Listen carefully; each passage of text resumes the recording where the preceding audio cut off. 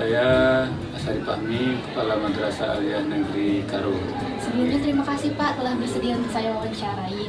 Saya ingin bertanya perihal sebagai seorang pemimpin, bagaimana peran dalam mendelegasikan tugas kerja? Dalam mendelegasikan tugas kerja, saya memilih beberapa orang wakil kepala madrasah. Mereka mempunyai tanggung jawab masing-masing di bidangnya. Jadi ada seperti kepala madrasah bidang kurikulum, kesiswaan, sarana prasarana, dan humas. Yang kedua Pak, apa saja tugas yang tidak dapat terselesaikan dalam pendelegasian tugas kerja? Kalau tugas-tugas yang tidak bisa terselesaikan, saya rasa tidak ada. Cuman ada beberapa yang harus saya tanda tangani langsung ya. Itu memang tidak bisa seperti ijazah. Nah, itu tidak bisa didiskusikan dengan tanda tangan, karena itu ada tanda tangan saya. Itu aja. Kalau yang lainnya dalam hal tugas-tugas kegiatan pembelajaran, kegiatan ekstrakurikuler dan yang lainnya. Untuk yang ketiga Pak, apa peran pemimpin dalam pengambilan keputusan? Seorang pemimpin mempunyai peran yang sangat vital dalam suatu mengambil keputusan, karena kan pemimpinan itu istilahnya tanpa pemimpin ada keputusan-keputusan yang harus memang diambil oleh seorang pemimpin, karena jika tidak diambil seorang pemimpin, keputusan itu seorang bawahan bisa mengakibatkan dia bimbang, karena ya terutama seperti hal-hal yang vital ya yang harus diambil oleh seorang pemimpin, kepala madrasah. Selanjutnya Pak, sebagai seorang pemimpin, bagaimana cara mengambil keputusan? Kita dalam mengambil keputusan biasanya dilaksanakan dengan cara musyawarah. Kita panggil gurunya, ya kita panggil wakil kepala madrasah, kita musyawarahkan bagaimana yang terbaik. Tapi itu pun kita lihat, ya. Tapi ujungnya nanti kepada pemimpin kepala juga. Untuk yang terakhir Pak, apa saja tantangan dan hambatan dalam mengambil keputusan? Tantangan dan hambatannya dalam mengambil keputusan itu banyak. Salah satunya harus ada yang dikorbankan. Apalagi dalam hal keputusan yang diambil itu mengenai disiplin anak. Ya, kalau sudah mengenai disiplin anak, paling tidak kita harus mengambil suatu keputusan yang ada dikorbankan. Ya, tapi kalau misalnya bisa diminimalisir, dihilangkan, ya itu tidak usahakan. Tapi kalau misalnya memang tidak bisa, ya salah satunya kebijakan yang baik. Sekian wawancara saya hari ini. Selamat siang semuanya. Wassalamualaikum warahmatullahi wabarakatuh. Untuk pertanyaan yang pertama Bang, sebagai seorang pemimpin, bagaimana peran dalam mendelegasikan tugas kerja? Kepada anggota ya? Benar.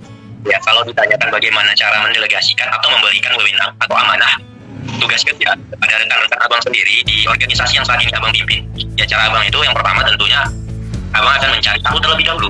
Ya, rekan-rekan abang itu kemampuannya di mana gitu, skillnya di mana, keahliannya itu di mana, di bidang apa, contohnya seperti itu. Abang bakal mencari tahu terlebih dahulu.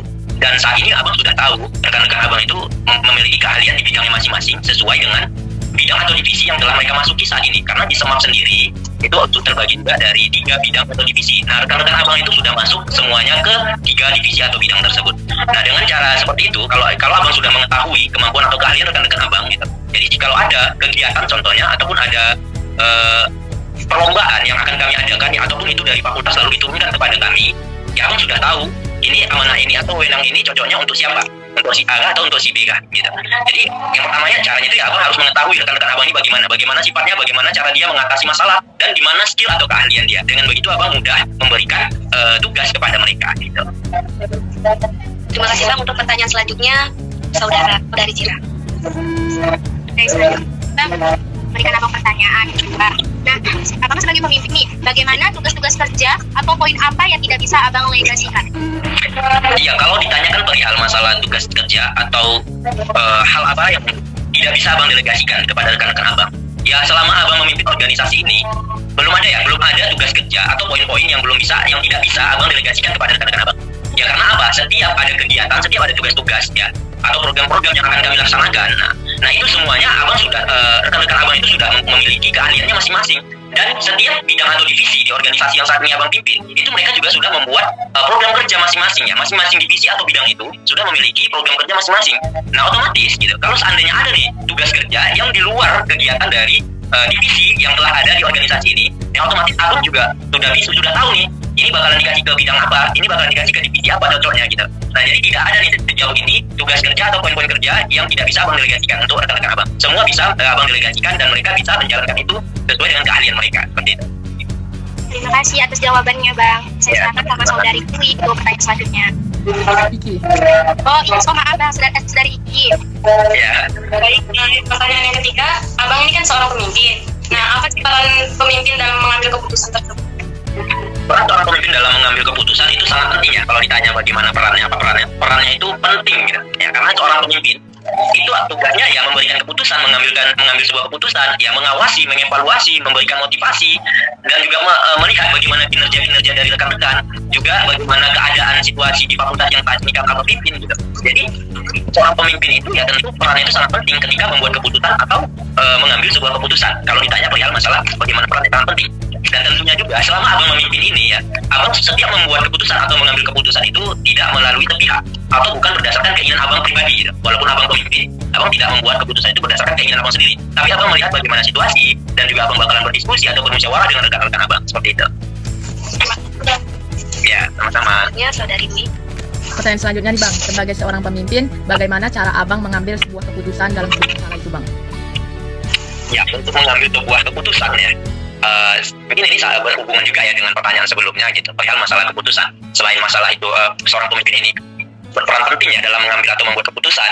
Dan abang sendiri, ya abang pribadi nih selaku pemimpin di organisasi yang tadi ini abang pimpin gitu, kalau abang mengambil sebuah keputusan atau membuat sebuah keputusan berdasarkan seperti yang abang sampaikan tadi, abang tidak akan membuat keputusan atau mengambil keputusan itu berdasarkan keinginan pribadi saja atau sepihak saja. Abang akan berdiskusi dengan rekan-rekan abang atau bermusyawarah dengan mereka, sehingga keputusan yang abang ambil itu seandainya nanti tidak berjalan sesuai dengan yang diharapkan, itu berdasarkan keputusan yang pertama. Pertanyaan terakhir, apa saja tantangan dan hambatan dalam mengambil sebuah keputusan yang Abang ambil keputusan itu Bang? Ya, kalau ditanyakan perihal masalah tantangan ataupun hambatannya ya, selama abang memimpin ini, mungkin kalau tantangan dan hambatan ya mungkin takut apa yang abang putuskan itu tidak sesuai yang abang harapkan, tidak keberhasilan atau ada terjadi kegagalan ketika abang sudah mengambil keputusan itu gitu. Ya nanti adanya rasa kecewa, itu sih hambatan abang sendiri gitu, kekhawatiran lebih tepatnya gitu, khawatir keputusan yang diambil ini salah gitu. Maka dari itu ya seperti abang sampaikan, abang tidak mau mengambil keputusan ini berdasarkan keinginan pribadi saja. Lalu mungkin hambatan dan lainnya itu ya di semua ini atau di organisasi yang saat abang pimpin ini itu kan mempunyai pimpinan lagi gitu. Ya abang ini punya pimpinan lagi. Ya siapa pimpinan itu ya wakil dekan 3 ya di bidang kemahasiswaan gitu. Nah jadi abang di semua ini atau senat mahasiswa fakultas ini adalah perpanjangan tangan dari dekanat ya. Dekan kita dari wakil dekan 1, 2, dan 3. Nah jadi semua ini adalah perpanjangan tangan dari pemimpin-pemimpin di fakultas kita. Nah jadi seandainya abang sudah membuat keputusan, itu harus abang konfirmasikan kepada atasan.